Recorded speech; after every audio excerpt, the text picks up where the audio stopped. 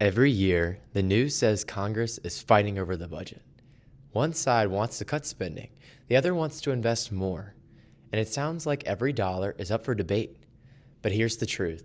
Almost 70% of federal spending is already locked in before the debate even begins. It's automatic, pre-programmed, a machine that spends money on its own, regardless of who wins an election. I'm not talking about politics. I'm talking about the process. Because America doesn't have a spending problem, it has a decision problem. Hi, my name is Noah Bordelon. I'm a Clemson first-year sophomore and a pre-law student. I'm a believer in America and the Constitution, and I've expressed interest in progressivism within the fiscal discretionary policy. But beyond that, I'm just like you. I'm a student, a sibling, and a son. My aim is to provide capital T truth and to ignite others to free expression and new ideas. I'm not speaking from a campaign podium or a party platform. I'm speaking as someone who started out uneducated about this system and decided to learn. And once you learn how America's fiscal process actually works, you can't unsee it. You start to realize the problem isn't Democrats or Republicans, it's the system itself.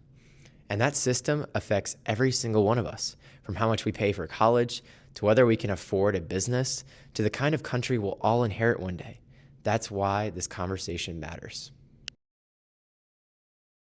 Let's make this personal. You pay tuition, buy your own groceries, fill up your car, maybe take out loans. Every single one of those things is affected by the federal budget. When the government borrows more, interest rates rise. When interest rates rise, your student loans cost more. When inflation spikes, the same paycheck buys less. Yet, most of the budget isn't decided each year by Congress. It's decided decades in advance through mandatory spending programs like Social Security, Medicare, Medicaid, and interest payments on the national debt. That's where roughly 2/3 of federal money goes. The remaining 1/3, discretionary spending, funds education, research, infrastructure, and public investment, the things that actually shape your future. And that slice keeps shrinking. In 1962, discretionary spending was 67% of the budget.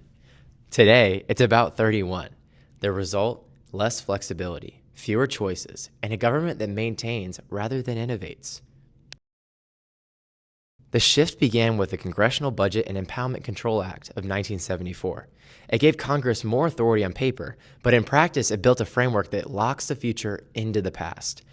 Through something called baseline budgeting, last year's policy becomes this year's default. Programs automatically grow with inflation and population, even if Congress does nothing. Budget scholar Alan Schick put it perfectly. The modern budget process is designed to perpetuate existing policy rather than to allocate resources anew. So even when Congress claims to cut spending, they're actually just reducing the rate at which it grows. It's like tapping the brakes on a car that's already rolling down the hill. And while automatic costs climb, the space for new ideas, education grants, infrastructure, research gets crowded out. The system that has become an autopilot now steers towards maintenance and not progress. Here's where things get messy. The media has conflict. So every year, we watch the same highlight reel. One party accuses the other of waste, and then the other blames the first for greed. Meanwhile, the real issue, that automatic spending machine, never makes the headline. Foreign aid, that's about 1% of the budget. Defense, roughly 15%, and it rarely gets audited. Entitlements and interest payments, they dominate, and they grow whether Congress acts or not. Maya McGuinness, head of the Committee for a Responsible Federal Budget, said it pretty well. Both parties claim to want the responsibility, but neither really want to change those rules that make irresponsibility easy. So polarization is the perfect cover, because as long as we're fighting over symbolic issues, no one reforms the process that created those. Economist Mancor Olson once wrote, "The larger the group, the less it will further its common interests." That's why the defense industry and entitlement lobbies thrive. They're organized, focused, and protected.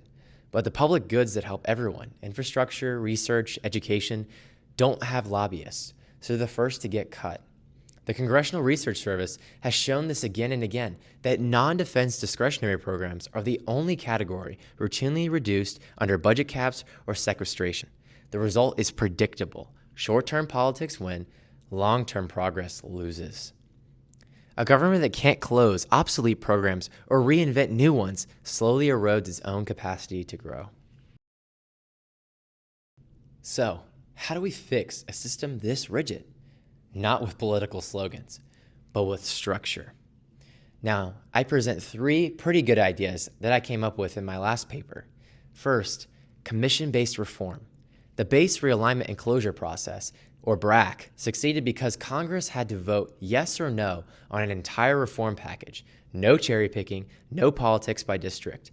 We could apply the same principle to infrastructure and budget reform. Package-based accountability always forces cooperation. Second, capital budgeting and a national infrastructure bank.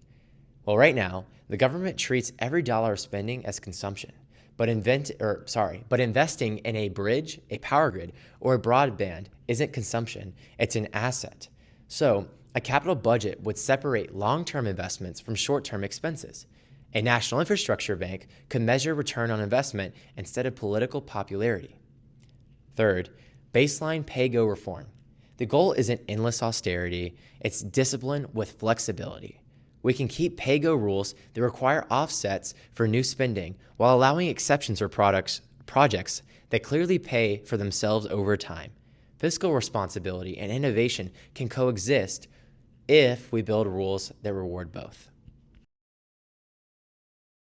James Madison warned that factions could threaten the public good. He wasn't talking about partisanship, he was talking about systems that lose the ability to self-correct. Our budget isn't just a spreadsheet, it's an operating system of our current republic. And right now, that system rewards stagnation and not stewardship. The real divide in this country isn't left versus right, it's stagnation versus renewal, politics versus governance. A republic, as Benjamin Franklin once said, if you can keep it. Keeping that, though, means reforming it before the design collapses under its own weight. So, we all need to ask questions, read reports, don't take my word for it, look it up yourself. Because understanding how America spends its money is the first step towards getting our future back. I'm Noah Bordelon. Thanks for watching. Subscribe if you believe in truth, reason, and reform, and if you think America deserves a government that can still make its own decisions.